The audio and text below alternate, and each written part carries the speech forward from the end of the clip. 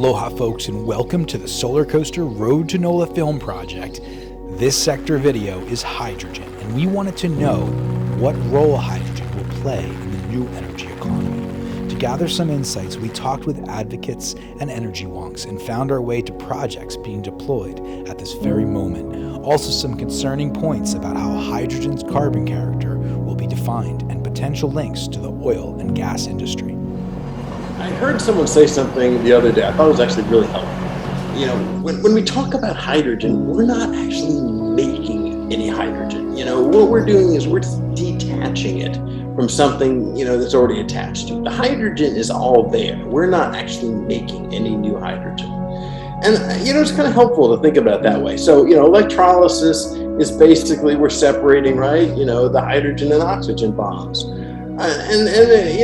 Other things like that just kind of helps, I think, to make you realize. And so electricity is something maybe we create, but hydrogen really isn't. Hydrogen is just something that we're adding energy to separate out from something else.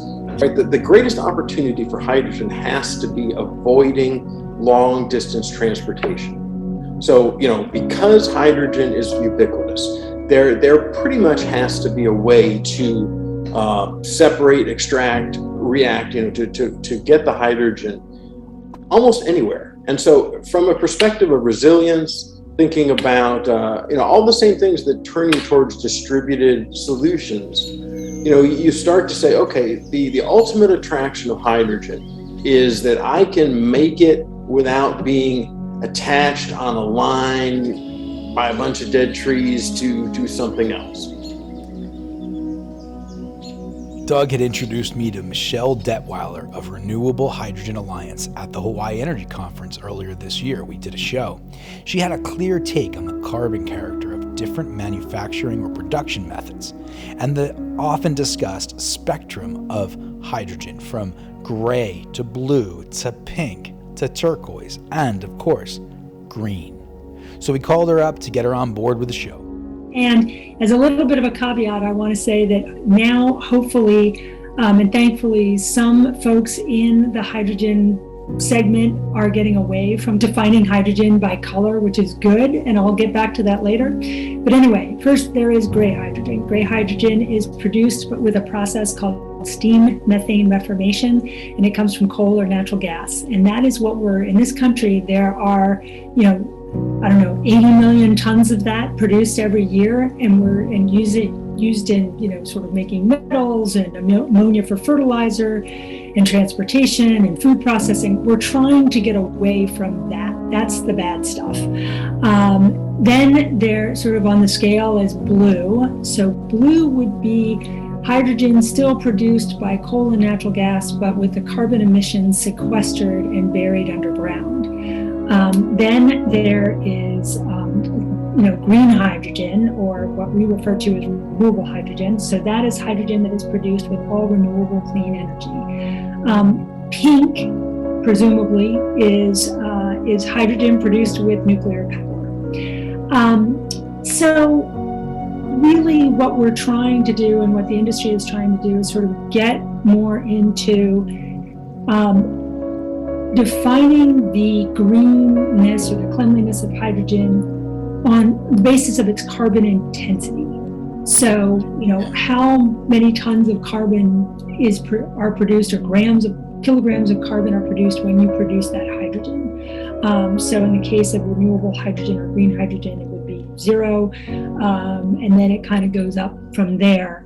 There has been in the infrastructure bill, which has hydrogen projects included in it, that Congress is debating as we speak,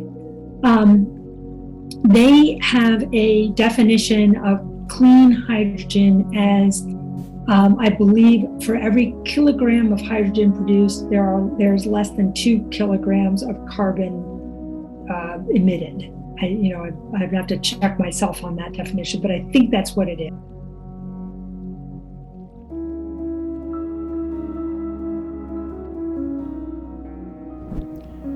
After speaking with Michelle, it was clear that green hydrogen was not only the goal, but very possible, and we wanted to have a closer look at an operating example of green hydrogen. There aren't many, but we found the biggest one in the USA at a hydro facility in Washington being built right now. This should give us a chance to see how this really works, the benefits, the challenges, and what do they do with all that hydrogen they yield. The Wells project, so it's over 50 years old, and we're in the process of rebuilding all the generating unit. You know, there's times of year where the sun is shining and the wind is blowing and the snow is melting. So we're a run-of-river project, 840 megawatts. You've got a lot of electricity on the market. And that time of year, you don't have a lot of demand because temperatures are kind of mild. The hydrogen project was an opportunity where we could divert that power that we were either giving away or paying someone to take into an electrolyzer, and having not only solve the problem of that extra energy that we were producing, but also create a product that was useful for customers or the nation. You produce hydrogen we're using a PEM membrane electrolyzer, and so there's no, when you use hydrogen, you burn it. The effluent is steam, right? And the energy going into the making that hydrogen comes from a renewable resource, water, hydropower, then it's considered green hydrogen. And so we're excited about that. Another benefit of having this hydrogen plant available, hydro projects we balance the grid, right? So we're connected with a lot of other utilities, and every 4 seconds, our big mechanical turbine generating units get sent a signal to either ramp up or ramp down. And that kind of constant motion can really wear on that big machinery. And so the idea with the electrolyzer is that rather than send those signals to the hydro plant and have it adjust its operations, we could send those signals to the hydrogen facility. And that's not a mechanical process, right? That's just ramping up and down the electrolyzer. And so we hope that that'll take a lot of wear and tear off of the hydro project too. We are building it in a fashion where we can phase it, build in phases, add cell stacks or more electrolyzers to it in the existing facility that we're building. Right. And so that 5 megawatts will produce about 2 tons of hydrogen per day, we figure. And that right now we're selling for industrial purposes and also fueling stations or transportation fuel. We did receive some state money for a fueling station, and so we'll be building one of those here in our area. And also we received a grant in partnership with the Bonneville Environmental Foundation, which is I think they're tied to BPA, but they're building a fueling station over in the Olympia area, and we'll be providing the hydrogen for that fueling station.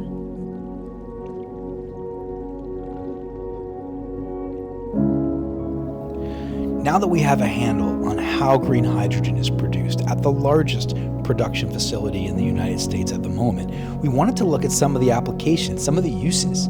It certainly felt like industrial transportation, shipping, maritime were high on that list. Turns out that a company called All American Marine just built the world's first hydrogen ferry for the San Francisco Bay Area. So we sat down with Bronson Lamb to better understand this amazing potential of hydrogen as a fuel and the benefits we might realize. Yeah, it's a catamaran. It'll hold up to 75 passengers. So it's currently, it'll basically be a tour boat and eventually, a water taxi around San Francisco Bay. Switch will operate it and they'll lease it out perhaps to different operators in the future. But right now it's really just to prove the viability of the technology. So, it comes in, it's fueled similar. It's actually, we think it'll leapfrog because of infrastructure, because existing infrastructure exists. You get a gallon of diesel, basically from its plant, from a refinery into the tank of the boat. And it's similar for hydrogen in terms of trucking. Eventually there will be pipelines once demand is met, things like that. So it's, I can kind of give you a little bit of what the customers told me is really how Switch is beginning to scale up this hydrogen. So again, it's an aluminum catamaran. We only build aluminum vessels because it's a third of the weight of steel, and it's just lighter and better performing all around. Hydrogen system and how it works, and how Switch is, the owner is really working on providing hydrogen because the infrastructure is similar to getting it, from creation to the tank. As more demand is created, more infrastructure will be built for creating hydrogen and delivering it to these ports or to, basically the tanks, wherever the tanks may be.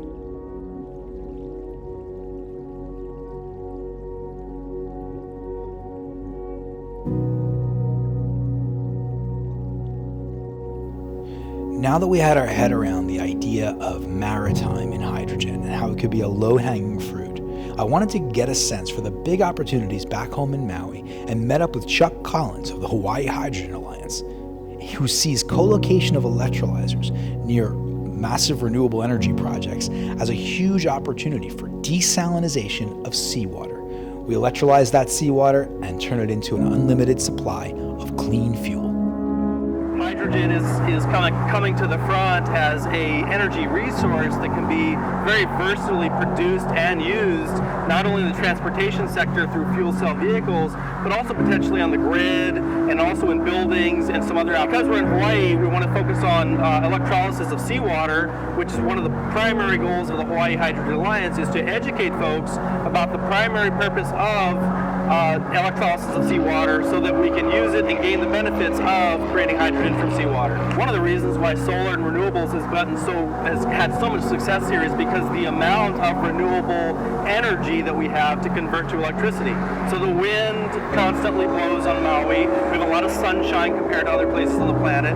And so if those two things are the primary fuel to create electricity, then what a great place to prove those technologies and get deployed out to the field, get runtime, learn from those technologies so that we can deploy them elsewhere in the world where the economics may not be as good and the resource to create electricity may not be as good.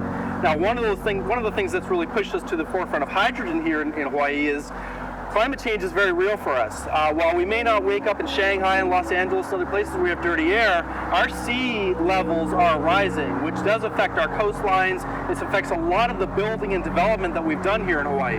And so in order to combat a lot of the fossil fuel, a lot of the reasons why we've gotten into this situation in the first place is because of overburning of fossil fuels. So hydrogen has a direct place to offset fossil fuels and create basically clean energy, whether it's for transportation, grid use, or for individual buildings. One of the beautiful things about Hawaii is that we're surrounded by seawater. So much like the solar story before, where we're surrounded by solar almost 6 or 7 hours a day, we are surrounded by seawater 24 hours a day. So if that's going to be a good fuel for us to look at, then that makes a lot of sense for Hawaii as far as a fuel for hydrogen. Water is really just hydrogen, two hydrogens in a water, H2O. And so what we're looking to do is free up the hydrogens so that we can store it, so that we can use it to help displace the remaining sets of fossil fuels that exist here on the islands. Years ago when the RPS here was passed, the Renewable Portfolio Standard was passed here in Hawaii, a lot of questions were raised as to how we were going to get from 70 to 100%, because a lot of folks knew at the time that lithium-ion batteries and solar PV and wind was not really going to get us there.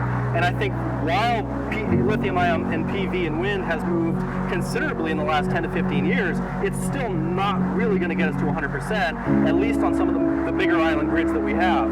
And so hydrogen presents a way to help us not only get to 100%, but also could act as a better way to store electricity sometimes, as a better fuel to fuel our transportation. And again, it's much more versatile. We can use it for maritime as well as air transport as well, because we have a heavy demand for jet fuel and diesel here due to the military and the crossover air international flights that we have on Honolulu. So there's really a lot of opportunities besides just plugging hydrogen into fuel cell vehicles and into the grid. We can actually start to go after some of those tougher to reach markets, because our hydrogen production costs will be lower, because again, we're surrounded by a fuel that can be easily converted. And with the prevalence of PV and wind on our grid today and the cost coming down so rapidly, we feel like this is a winning strategy and the time is now. So as the most abundant element in the universe, when thinking about the prospect of hydrogen and the energy scarcity mindset that we've become acquainted with in our lives. It begins to fade away, and a viewpoint of abundance starts to appear. Hydrogen can be co-located with renewable energy systems. Water can be electrolyzed, and the resulting hydrogen can be stored pretty much indefinitely, giving us a huge time shift for the grid and powering many devices at the point of production, especially those that tend to be the worst emitters, like maritime. But we have to be aware of the fossil fuel industry's interest in hydrogen and how the feds characterize the policy around it to make sure this isn't another business as usual lifeline to the fossil fuel group.